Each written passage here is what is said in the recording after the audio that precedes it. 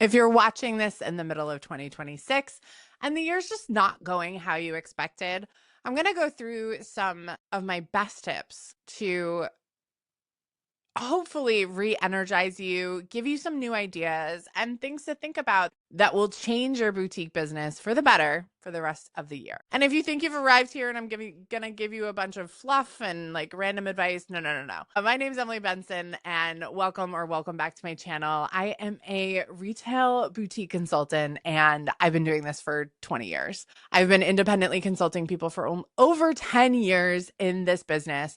Over the past decade, I've helped thousands of boutique owners start, grow, and scale their businesses, some to over $1 million and $5 million and $10 million. So hopefully that is you today or maybe in the future. But I want you to know that most often people come to me when they're in this situation. They're stuck. They feel like, oh my gosh, I've been planning or I've been doing really well. And like all of a sudden something's wrong with my business. Or, oh my gosh, all of a sudden I have all this inventory. Or, I'm just racking up credit card debt and I don't understand what the problem is. Let's talk through the top 5 tips I would give you if you were sitting here with me and I was looking at your specific business. I think some of them might surprise you. My first tip is to pull last year's sales data. Your best sellers and your worst sellers are teaching you about your business and you might be ignoring them. So for those of you who are more established, who have a year or more of data in your back pocket, I would encourage you to go back and look at the first 2 quarters of last year and see what you sold, see how you did. What were your best sellers? What were your least sellers? What were your worst sellers? And what events did you do? What marketing did you do? Like, go back to last year. Generally, what I see is people aren't supporting their best sellers. They've moved on. And I don't always think that your customer is ready to move on. I don't think your business is ready to move on from a situation where you can steadily count on this item to support your business. And a quick example I can give you is a client who recently came to me and she was like, Emily, I'm tracking my numbers. We're getting people in the door. We're converting people. She has a brick and mortar store in the Midwest. And she said, I know there's people coming in and buying. The problem is I'm not hitting my revenue goal. I said, well, what do you think is driving that? And she told me that she couldn't find denim. She couldn't find bottoms. She couldn't find these items that were one of her biggest categories. Denim and bottoms, I think, were like 30% of her sales. So right there off the top, somewhere between 20 and 30% of sales are just gone. And they weren't completely gone. She did have styles, but with denim and bottoms, when you're dealing with lots of sizes, it can be really hard to stay in stock. It also can be really hard to find new styles because denim is kind of denim and, yeah, you have lengths and fits and washes, but we've been in a denim moment for so long that you really have to start to get unique about what you're selling. And I think that because her best-selling category didn't have the inventory support it needed, she just couldn't make her sales revenue. It wasn't traffic, it wasn't marketing, it was literally that she could not get the inventory that she needed to sell. So what was our solution? Well, we realized that we couldn't go back to the vendors she normally counted on, and we had to find some new places to source inventory. So we jumped on Faire together. I showed her how I search things and, kind of my process of looking for inventory because I've been doing this, over 15 years. And we found 15 new styles that looked great, that she could easily sell. And her job now was to just see what the deliveries were and when they could come and what their minimum quantities were. But at least she had something to work with. And I think that's where a lot of you guys are, is you're not finding bestsellers that will work. You're just underfunding departments that are driving your sales. You're focused on the next new thing and you're not going back and looking at what works and what you may have sold that you're missing out on now. And luckily that client is an incredible accountant and she loves numbers. So it was actually pretty easy for her to report that, but a lot of people don't know how to look for that. So I'm going to ask you to go into your POS system, pull your sales data for the last year and just literally look at how many units have you sold of things. Are there things that sold a ton of units? Maybe you're buying small packs of things. That's where you should look at departments. What departments are driving the business? Is it tops? Is it bottoms? That's where you're really going to find some more information about this and getting back on your bestsellers. Next is marketing and social media.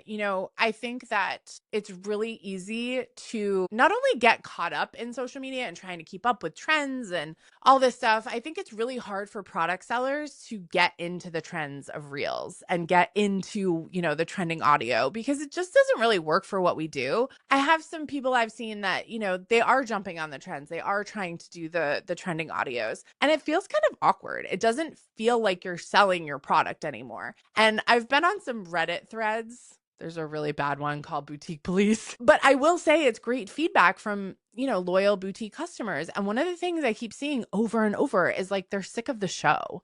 They're like, stop talking our ears off, stop wasting our time, and just show us the product. Women just want to see what you're selling. They want to know about how it fits.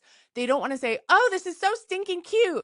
They're actually completely over that. And I'm sorry to say that if I just triggered you, but they're over it. So I think there is this level of realness and authenticity and just feeling like you're sitting in a room with your friend trying on clothes. Like that is what women want. They want that genuine connection. So when we talk about marketing, you've got to pick the one where your people are. Is it Facebook? Is it Instagram? Is it TikTok? Find out where your target audience is. Now, again, if you're Gen Z, like you're on Instagram and TikTok. If you're a millennial, you're most likely on Instagram mainly. And maybe you check in with Facebook sometimes because, we've been on Facebook forever. But I don't know if like Snapchat and even Threads or TikTok, like it just depends on your customer, what marketing you should pick. But usually I tell people to pick 3. Email is always number 1. You've got to be building your email list. You've got to regularly be sending emails to your people. 2 is a quick moving, a more ephemeral version of social media. So meaning that you're doing stories, you're doing Instagram, even you're doing Facebook. Like there's definitely this like turnover situation with the content on these platforms. That's why I've been talking about more evergreen platforms like YouTube, like Substack, like Pinterest, where you're doing the work and it's also living there forever. It's not disappearing. It's not something you have to scroll down a ton to. There is a centralized place for it. Now, I think the evergreen piece of it, what I'm talking about, I think that's for more advanced boutiques, advanced brands. If you're newer, you've been in business a year, 2 or 3, stick with 1 or 2 social media. Again, like I say, 2 being very cautious, and get those emails going. Get some Google ads running. Like there's a lot of other marketing tools that we should be using that are not 87 things at once. Like that's the thing I want you to avoid, I guess. I want you to take a check-in with yourself and say, am I on too many platforms? Am I trying to do too much? Am I replicating the same content on every platform and just reposting it? The goal in this business is not to do more, it's to do it better. And so I think a lot of people get caught up in, I have to be everywhere because like, what if something hits? Like it's not going to. Stick with one thing, be very, very consistent, and the consistency will really pay off. Okay, since we've talked about platforms, now we have to talk about content. The main driver of our content is photos and videos of our products, obviously. But I want you to take a good hard look at who is in that content. I have plenty of women who've come to me, and again, there's nothing wrong with this, but they have a 20-something or their teenage daughter taking pictures and modeling the styles, except their customer is 45 to 55. Like, no offense, truly, that is a silent conversion killer. Your customer wants to be able to think, oh, she wore it, so I can too.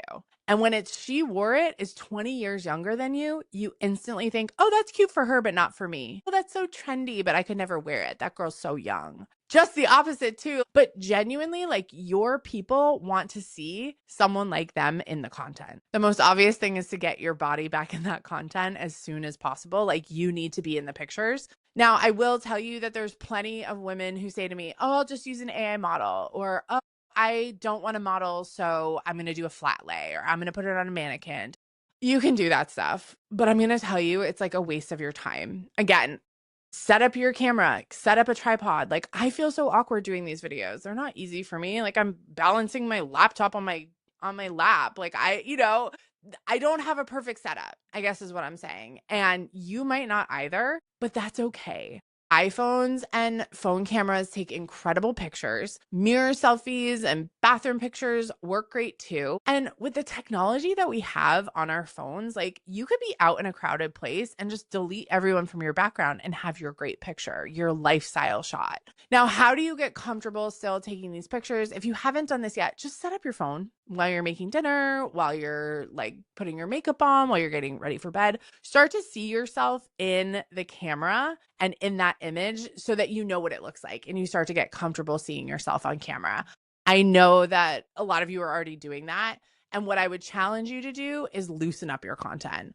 make it so that it's not so perfect, make it be a little bit messy. And when I say that, I mean like take pictures on the run. Let yourself be a little bit messy. And not that it's like, I want a mess in your store, literally, but it's okay if like the pictures aren't perfect. The authenticity behind it is actually more important. I'm going to tell you the most surprising thing in a minute, but before I do that, I'm going to ask you to please like this video and subscribe to my channel. If you love this content, like I have more of it. I have lots of ideas coming out and I want to really help you grow and scale. Like it might seem like everything's all over the place. The economy is up and down and gas prices and blah, blah, blah. People are still buying. Brands are still doing well. Very few boutique brands that I work with are doing poorly. I'd say most of them are flat to last year. They're down to last year and we know why, or they're up by a lot because they found those bestsellers and they're really hitting and they're kind of following these rules. All I'll say is don't forget to like and subscribe. It always helps the reach. And, you know, there's so many people in boutiques that really need real, honest help right now. And I want to be the person to give them that help. Here's the thing that maybe you didn't see coming in this talk, but maybe you've secretly thought about for a little while as like things feel not so good. And it's not quit. I feel like most people, when things don't do well, they immediately like, oh, I'm going to quit. No, I'm not someone who quits. And I think for you, I think for most of my clients, they're people who are like, oh, if I stopped having a store, I'd just like start another one. And actually, multiple clients have like taken breaks or sort of moved location, taken a little hiatus and come back and reopen. That is totally possible. And that's kind of where I'm going here. I'm going with the idea of like, do you need to make a really hard pivot? Maybe the customer you started with in 2020 just isn't your customer anymore. Maybe you've grown and changed. You've gotten married, you've had kids. Things are just different for you now. And you've realized like, wow, I don't want to sell going out clothes. I want to sell comfy, cozy clothes. What is real story of what you're going to be excited to sell? And how do you pivot to do that? Now, I wouldn't even block out like the idea of completely changing names, completely rebranding. Like sometimes you really need to burn it all down to build it back up. And again, that's not for everyone. And if you're having a rough day, do not do that today. Okay. Sleep on this. If you're up watching me in the middle of the night, like I love you. You're going to be okay. Get some sleep. I want you to feel good. And at the same time, I want to be realistic. The way businesses survive is by pivoting. From probably 2017 to 2020, we saw those wide brim wool hats everywhere. Everyone had them. I had a client that was selling like 600 units a month of these like $100 hats, right? No one's wearing them anymore. No one's selling them anymore. They dropped off a cliff. We had to actively replace that income. But I want you to know anything in business can change at any time. And I think it's important to remember that you can pivot. So there you have it. 5 things I would tell you right now if you were just sitting across from me and we were chatting. Pull your data, focus on your marketing, get yourself in your content, stop being shy, listen to your numbers.